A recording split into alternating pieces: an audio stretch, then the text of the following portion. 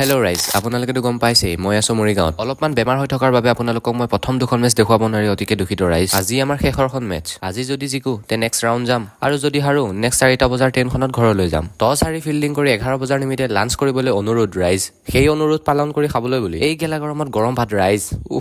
এই পটককে খাই লওঁ দিয়ক। ভাত খাইতে আমি আহি গলো। কিমান ৰান দিলে? কিমান ৰানলৈকে? 95 চামথিং। এতিয়া আমাৰ বেটিং হ'ব, তো বেটিং ভালকৈ কৰিব লাগিব। কলিয়াবৰৰ 95 ৰানতে সকলো উইকেট গুচি গ'ল। আমাৰ অপেনিং বেটছমেন টাৰ্গেট চেজ কৰিবলৈ ফিল্ডত, আৰু আমি ছাতিৰ তলত বহি খেল উপভোগ কৰাত ব্যস্ত। 10 ৰানত এটা উইকেট যোৱাৰ পাছতে আমাৰ কেপ্টেইন T20 মুডতে আহি গ'ল ৰাইজ। লগত থকা দাদাজনেও ভাল খেলি দুইটাই মেটছখন লাষ্টলৈকে লৈ গ'ল। আধা বেটছমেন ছাতিৰ তলত বহি থাকোঁতে গ'ল ৰাইজ। খেল আহি ফিনিছে হ'ল। তো ফাইনেল আমি জিকি গ'লো। কেপ্টেইনে কিবা ক'ব?